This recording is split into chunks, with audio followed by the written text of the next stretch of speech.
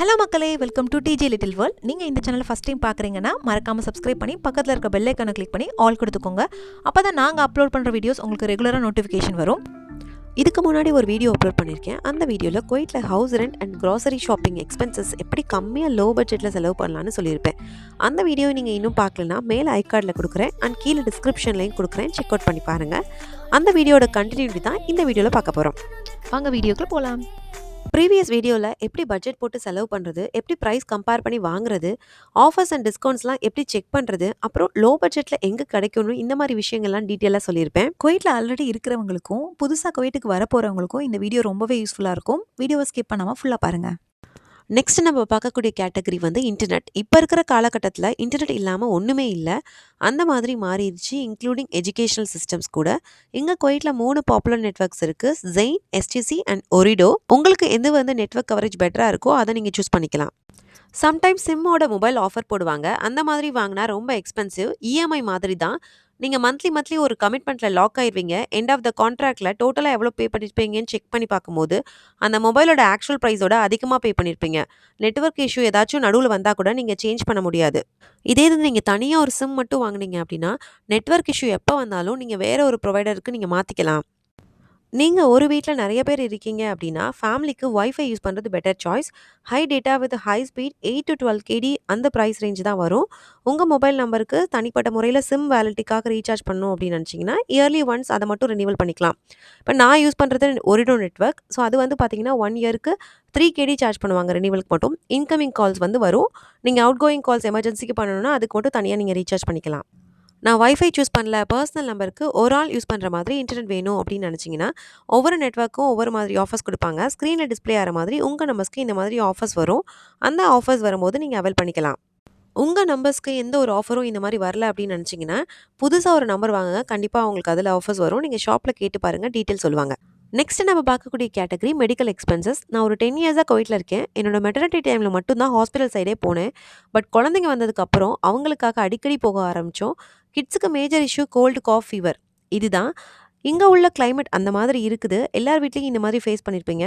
இங்கே எல்லாரும் போகக்கூடியது பார்த்தீங்கன்னா ப்ரைவேட் ஹாஸ்பிட்டல், அப்படி இல்லாட்டி கவர்மெண்ட் ஹாஸ்பிட்டல். இதை எதை சூஸ் பண்ணுறது, எது பெட்டராக இருக்கும் அப்படின்னு நினைப்பீங்க. எனக்கு பர்சனலாக பார்த்தீங்க அப்படின்னா ப்ரைவேட் ஹாஸ்பிட்டலில் ஒரு பேட் எக்ஸ்பீரியன்ஸ் தான் எனக்கு இதுவரை கொடுத்துருக்கு. ஸோ இப்போ வந்து நாங்கள் ஃபாலோ பண்ணுறது பார்த்தீங்கன்னா கவர்மெண்ட் ஹாஸ்பிட்டல். எந்த மாதிரி ஒரு பேட் எக்ஸ்பீரியன்ஸ் கொடுத்துருக்குன்னு உங்கள் கூட ஷேர் பண்ணுறேன். என்னோட பசங்களுக்கு general issue, cold, cough, fever. அதனால ஒரு ரெப்யூட்டட் ஹாஸ்பிட்டலில் ஒரு பீடியாட்ரிஷனை பார்த்துட்டு வந்தோம். எப்போ நாங்கள் அவங்க கிட்ட போனாலும் நிறைய டெஸ்ட் எடுக்க சொல்லுவாங்க. Urine test and urine culture, blood test அப்படின்னு சொல்லிட்டு யூரின் டெஸ்ட்டும் யூரின் கல்ச்சரும் அட் அ டைமில் எடுக்க சொல்லுவாங்க. யூரின் டெஸ்ட் எடுத்தாலே நமக்கு தெரிஞ்ச ஒரு கிளாரிஃபிகேஷன். அப்படி இல்லாட்டி தான் urine culture. But at a டைமில் எல்லா டெஸ்ட்டும் எடுத்து கொடுப்பாங்க. அந்த டெஸ்ட் ரிசல்ட் பார்த்தா தான் எனக்கு ஒரு கிளாரிஃபிகேஷன் கிடைக்கும்.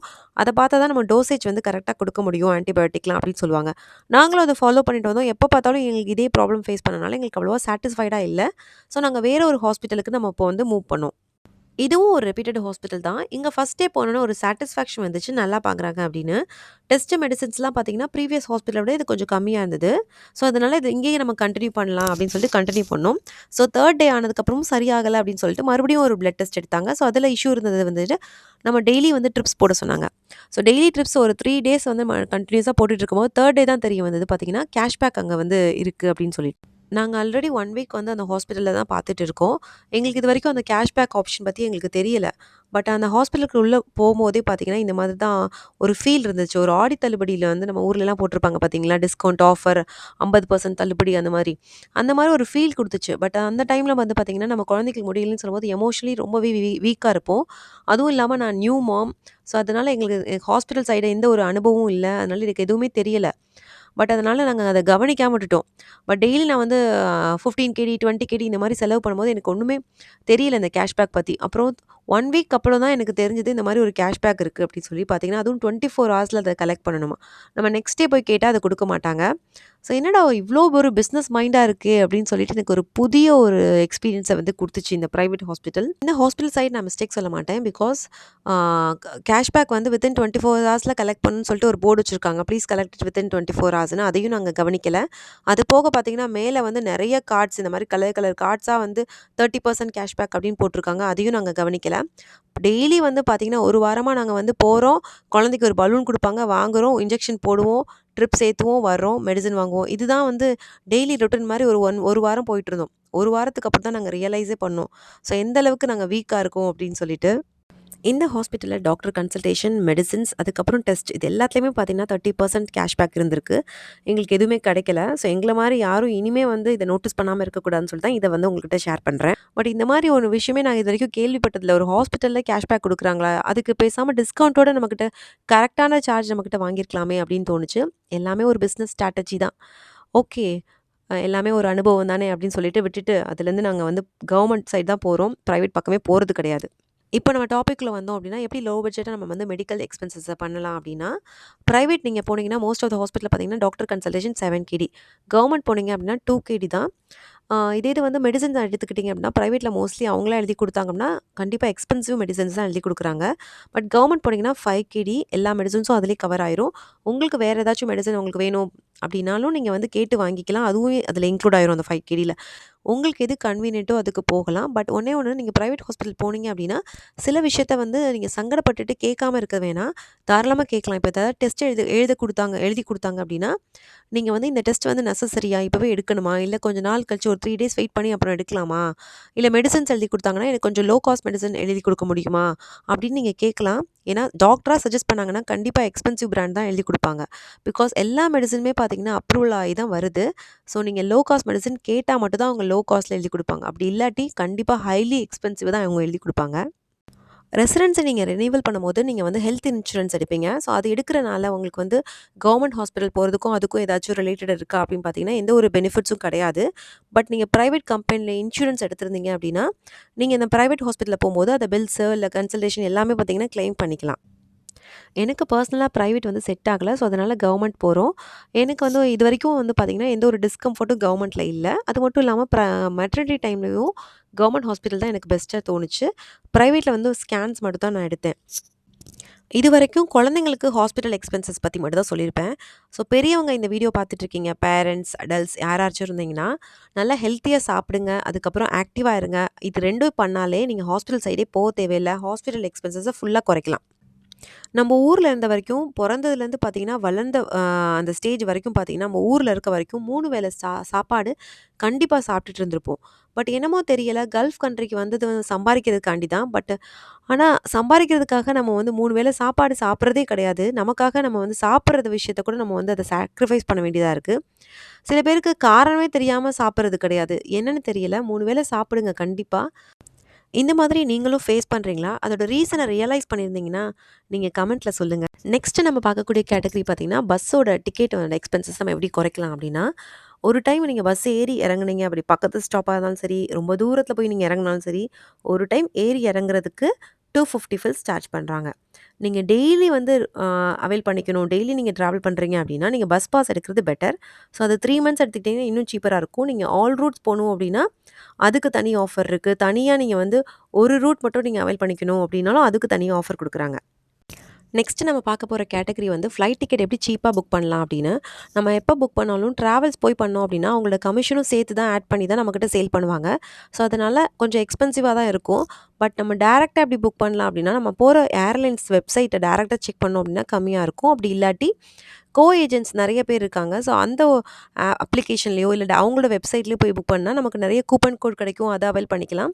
அது போக பார்த்தீங்கன்னா அவங்களோட வெப்சைட்டில் நிறைய ஆஃபர்ஸ் கொடுப்பாங்க. அது போக ஆப்பில் நிறைய ஆஃபர்ஸ் இருக்கும். பட் நான் வந்து பாஸ்ட் ஒரு 8 இயர்ஸ்க்கு மேலே வந்து இந்த ஆப் யூஸ் பண்ணுறேன். விகோ அப்படின்னு இருக்க ஆப்பு.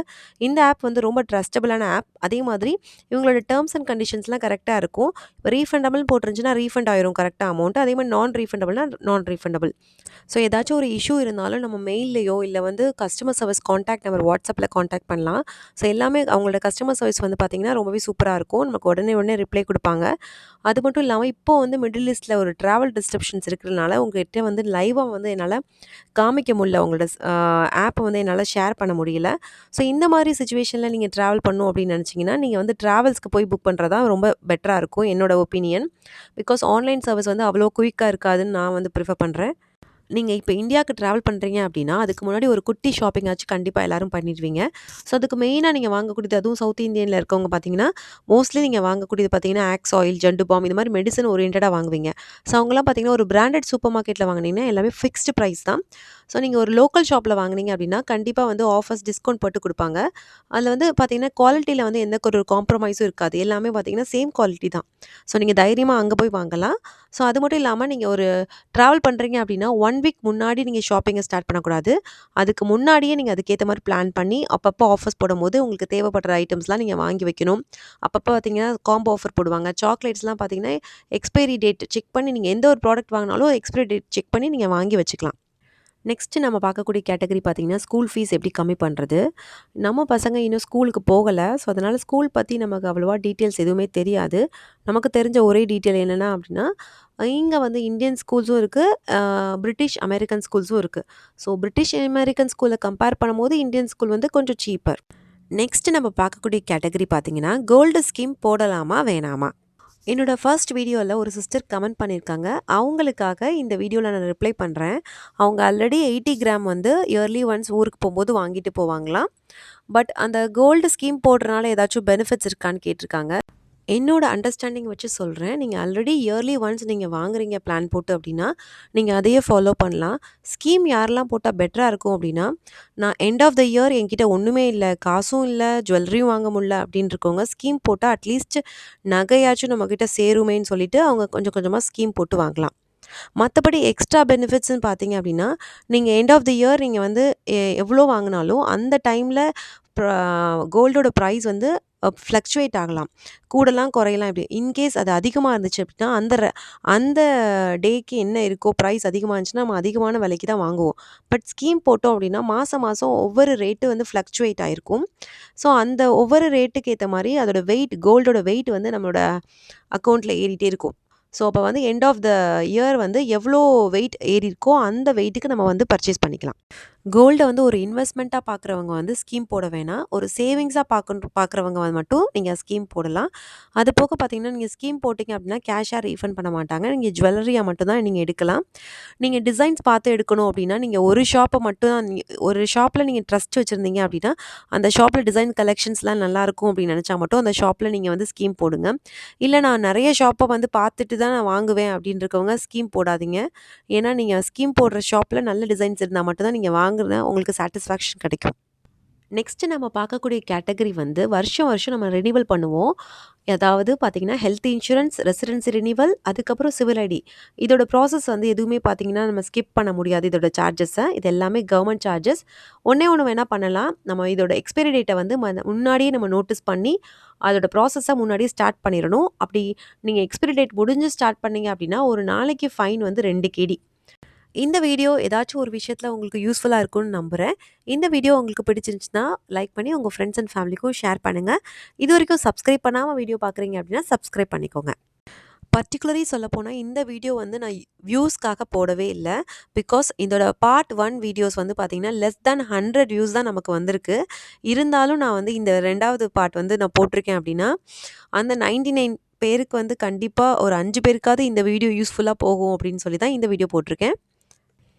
உங்களுக்கு குவைட் ரிலேட்டட் ஏதாச்சும் ஒரு டவுட்ஸ் இருந்துச்சு அப்படின்னா பர்சனலாக எனக்கு டிஎம் பண்ணி நீங்கள் தெரிஞ்சுக்கணும் அப்படின்னா இன்ஸ்டாகிராமில் TJ Little World அப்படின்ற பேஜை ஃபாலோ பண்ணி டிஎம் பண்ணுங்கள். நான் கண்டிப்பாக ரிப்ளை பண்ணுவேன். தேங்க்ஸ் ஃபார் வாட்சிங் திஸ் வீடியோ. Bye bye.